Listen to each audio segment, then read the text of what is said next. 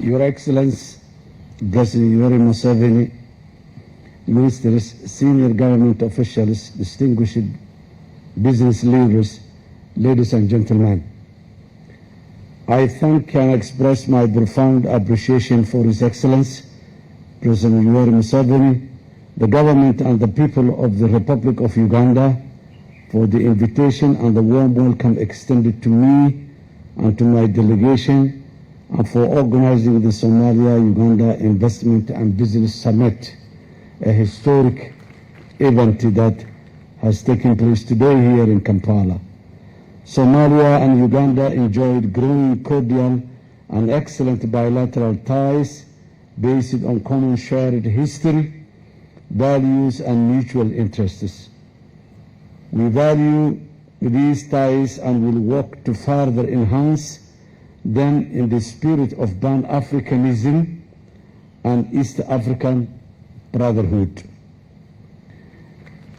In 2007, Uganda was the first country to respond to Somalia's call for deployment of peacekeeping troops, and the Ugandan People Defense Forces UPDF till today continue to support us in our fight against the terrorism and keeping the peace in Somalia. This is a sacrifice and contribution at its highest level from a nation to another brotherly nation. We are grateful for the support, and we assure you, Your Excellency, that the sacrifices made by Uganda boys and girls will not be in vain. The Somali people are very entrepreneurial, and many have invested in key sectors of Ugandan economy, including manufacturing, real estate, and other thriving sectors. We look forward to welcoming Ugandan business people willing to invest in many of our competitive industries, including agriculture, livestock, fisheries, and service sector, and more.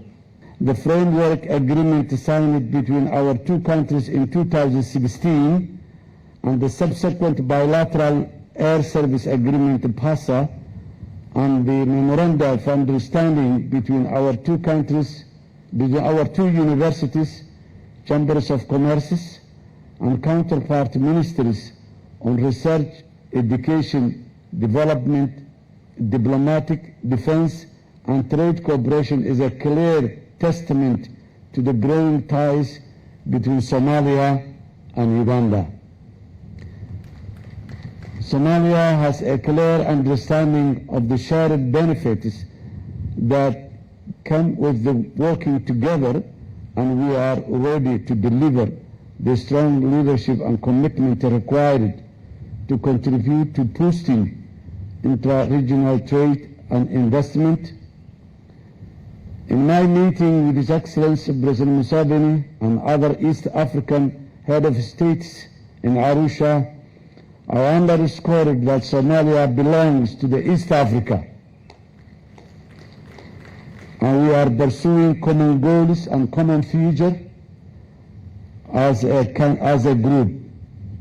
Somalia-Uganda Investment and Business Summit is crucial and timely, as it comes just a few weeks after I requested the East African Community Heads of State, with the presence of His Excellency President Museveni, to champion Somalia's bid to become the 80th member joining the East African Community. Africa in general is blessed with wealth and has a large economy. However, because of fragmented markets, tariff and non-tariff barriers, our intra-regional and intra-continental trade is below 20% compared to about 60% in Asia. We are confident that this summit will contribute to the acceleration of intra-regional trade investment flows between our two countries, further opportunities to grow. Somalia has unlimited wide economic opportunities to offer to partners willing to trade with or invest in our country. With the longest coastline in the mainland Africa, Somalia boasts abundant, untapped natural resources, vast arable land, and promising climate for renewable energy, entrepreneurial culture, a thriving private sector, and a young workforce ready to engage in the economic aspects. We've made significant strides in state building, economic reform, and maintaining macroeconomic stability, notwithstanding the very difficult challenges we are facing right now. I can tell you with a firm confidence that Somalia is now open for business and investment and willing to increase the volume of bilateral trade between our two countries and identify opportunities for investment, trade, and tourism for both our countries and our people. We welcome the establishment of the Joint Permanent Investment and Business Forum to fast-track the implementation of its recommendations and decisions, as well as identify opportunities in both countries.